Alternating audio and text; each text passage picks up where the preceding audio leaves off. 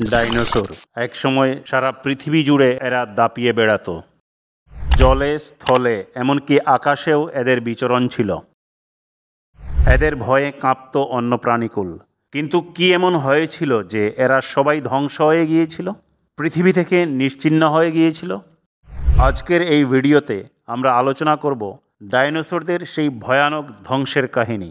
এই কাহিনী সম্পর্কে আলোকপাত করতে হলে চলুন আমরা চলে যাই আজ থেকে প্রায় 6.5 কোটি বছর পিছনে। পৃথিবীর পরিবেশ ছিল শান্ত ও মনোরম, কোনো পরিবেশ দূষণ ছিল না। সমুদ্রের ঠান্ডা হাওয়া বইত চারদিকে, আর দূর দূরান্ত থেকে ভেসে আসতো ছোট বড় ডাইনোসরদের হুঙ্কার আর আর্তনাদ। ডাইনোসরদের পাশাপাশি ওই সময় পৃথিবীতে খুব ছোট আকারের এক প্রকার জীব বাস করত, যারা দেখতে অনেকটা ইঁদুরের মতো ছিল। এরা হলো ম্যামেলস, আর এরাই ছিল আমাদের পূর্বপুরুষ।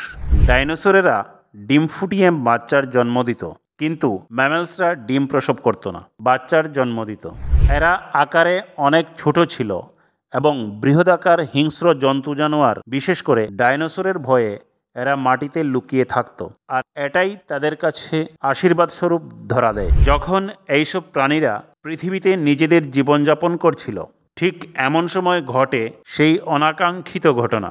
প্রায় 10 কিলোমিটার ব্যাসের, অর্থাৎ হিমালয় পর্বত থেকেও বিশাল আকারের একটা অ্যাস্টেরয়েড প্রায় 70,000 কিলোমিটার প্রতি ঘন্টা গতিবেগে পৃথিবীর দিকে ছুটে আসছিল। অ্যাস্টেরয়েডটি প্রতি সেকেন্ডে 20 কিলোমিটার করে পৃথিবীর কাছাকাছি আসতে আসতে একসময় পৃথিবীর বায়ুমণ্ডলে প্রবেশ করে।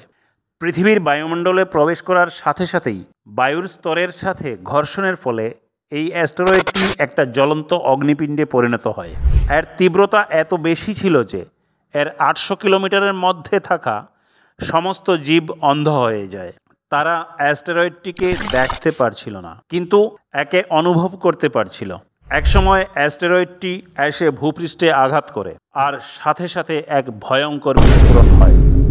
এই বিস্ফোরণ এত শক্তিশালী ছিল যে এর সাথে সাথেই পৃথিবীর হাজার হাজার টন ধাতু আকাশে উড়ে যায়। বিস্ফোরণ স্থানে প্রায় 200 কিলোমিটার চওড়া আর 20 কিলোমিটার গভীর গর্তের সৃষ্টি হয়। ধুলোর মেঘ পুরো আকাশ ছেয়ে ফেলে।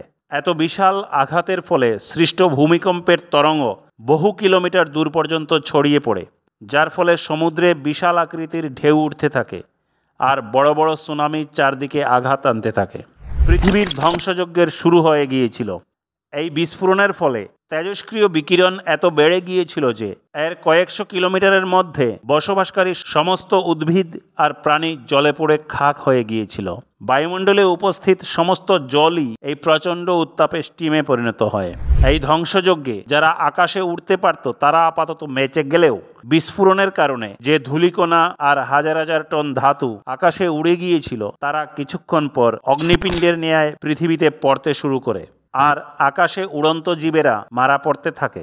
বিস্ফোরণের ফলে যে ধুলার মেঘের সৃষ্টি হয়েছিল, এর আকার এত বিশাল ছিল যে সূর্যের আলোর পৃথিবীতে পৌঁছানো অসম্ভব হয়ে যায়। ক্রমাগত কয়েক বছর ধরে ভূপৃষ্ঠে সূর্যের আলো পৌঁছতে পারেনি, আর এর ফলে পৃথিবীর প্রাণীদের সাথে উদ্ভিদকুলও প্রায় ধ্বংস হয়ে গিয়েছিল। ধুলার মেঘ পুরো পৃথিবী ঢেকে রেখেছিল, আর পৃথিবীর অত্যধিক তাপমাত্রার কারণে যে সমস্ত প্রাণীরা বিস্ফোরণের স্থান থেকে বহু কিলোমিটার দূরে ছিল, তারাও ধ্বংস হয়ে গিয়েছিল। এই বিস্ফোরণে পৃথিবীর প্রায় 75% জীব ধ্বংস হয়ে গিয়েছিল।